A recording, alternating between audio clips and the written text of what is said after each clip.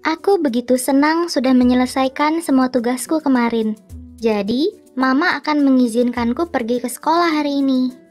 Dalam perjalanan pulang ke rumah bersama dua saudara lelakiku dari sekolah, kami membicarakan tentang bagaimana kelompok kami memikirkan ide-ide untuk tugas sekolah.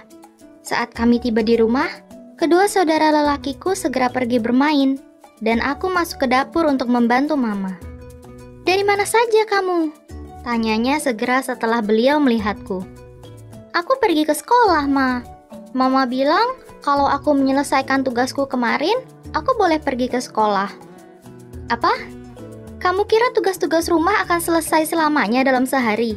Setiap hari akan selalu ada tugas baru." Tidak. Kamu tidak boleh pergi lagi ke sekolah." "Mama tidak pergi ke sekolah. Papamu juga tidak bersekolah. Kamu ini perempuan. Kamu harus tinggal di rumah dan menolong kami di ladang. Kakak-kakakmu saja yang ke sekolah. Ini, potong sayurannya." "Baik, Ma."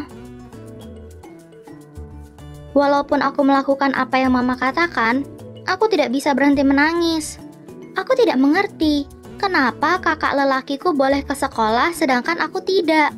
Sambil memotong sayuran, aku benar-benar semakin penasaran. Kenapa? Apa karena aku anak perempuan? Aku melihat banyak wanita di desaku yang pergi ke sekolah hanya untuk menjemput anak lelaki mereka. Di hari berikutnya, saat aku berjalan di sekitar pasar mengirimkan sayuran, aku berpapasan dengan guru sekolah dasarku. "Rena, ternyata kamu di sini. Kamu kemana saja? Sudah lama ibu tidak melihatmu. Hanya kakak-kakakmu. Kamu tidak suka pergi ke sekolah?" "Aku suka sekolah. Aku mau belajar.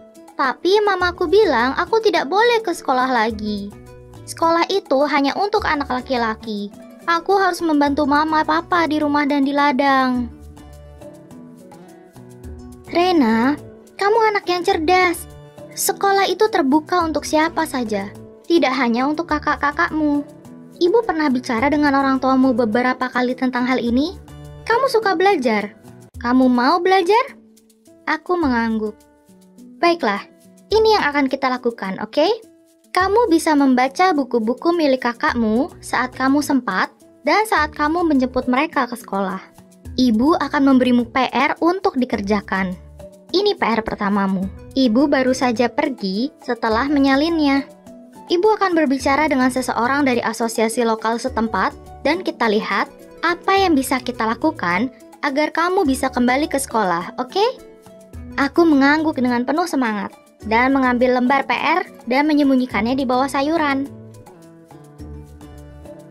Beberapa minggu kemudian, aku sedang dalam perjalanan menjemput kakak-kakakku dari sekolah. Aku hampir tiba di sana ketika kuperiksa PR-ku sekali lagi.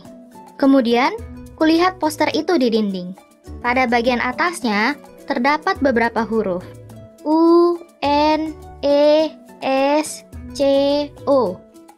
Dan kemudian di bawahnya tertulis, pendidikan adalah hak semua orang.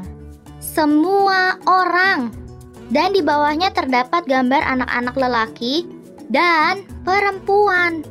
Anak perempuan dan wanita dewasa. Aku berdiri di sana menatap poster tersebut untuk waktu yang cukup lama sampai kakak-kakakku menghampiriku. "Lihat ini. Anak perempuan ini pergi ke sekolah. Mereka boleh belajar. Kenapa aku tidak?" Ku tarik poster tersebut dari dinding dan memberitahu kakakku untuk memberitahukan pada guruku. 2 hari kemudian, guruku dan seseorang dari asosiasi lokal datang ke rumahku. Kukeluarkan poster yang kusembunyikan di bawah tempat tidur saat mereka minta izin untuk berdiskusi dan berbicara mengenai masa depanku. Saat mereka semua duduk, kuangkat poster itu dan memberitahu Mama dengan air mata di mataku. "Lihat ini, Ma. Lihat anak-anak perempuan ini. Mereka bisa pergi ke sekolah. Kenapa aku tidak boleh?" Di sini ditulis kalau pendidikan itu adalah hak semua orang. Dan ada peraturan di negara kita yang menjamin hak itu. Apa aku tidak layak mendapat pendidikan seperti kakak-kakakku? Aku ingin menunjukkan padamu apa yang bisa kulakukan.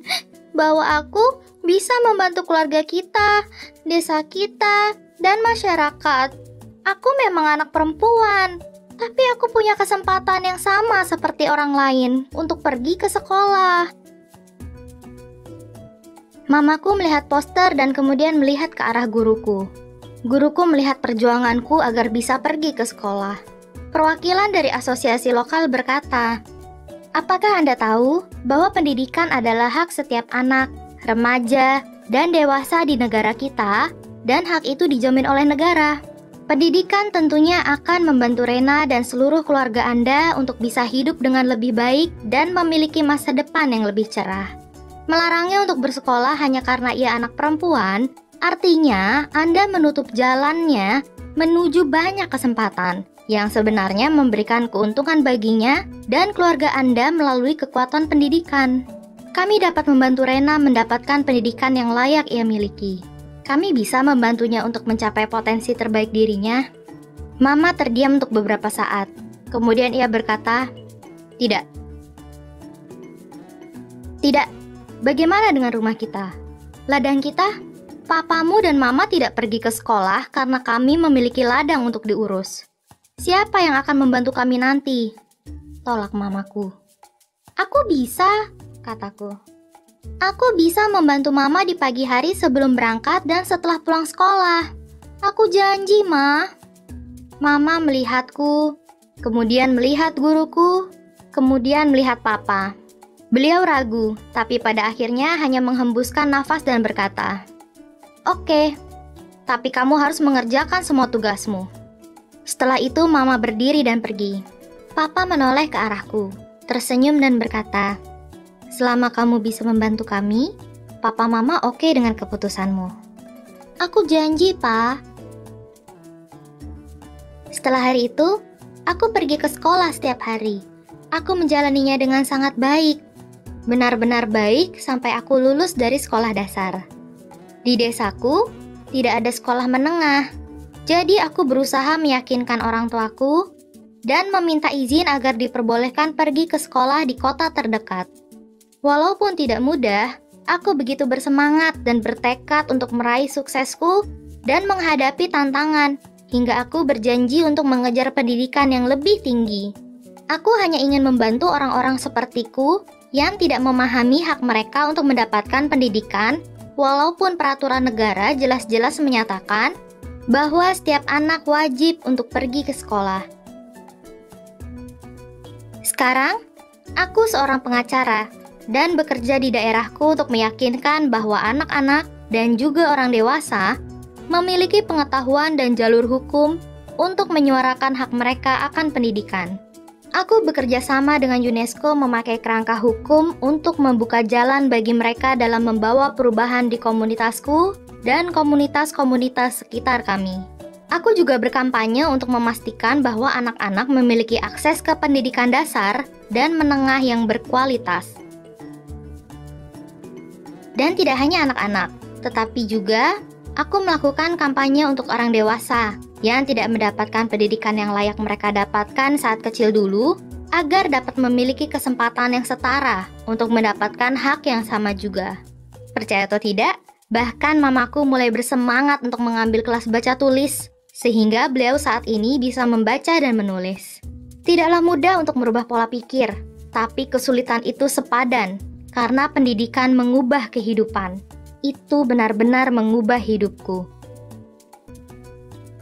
Ini ceritaku, tapi ini juga merupakan suara dari jutaan anak-anak lelaki dan perempuan di seluruh dunia yang hak atas pendidikannya diabaikan setiap hari.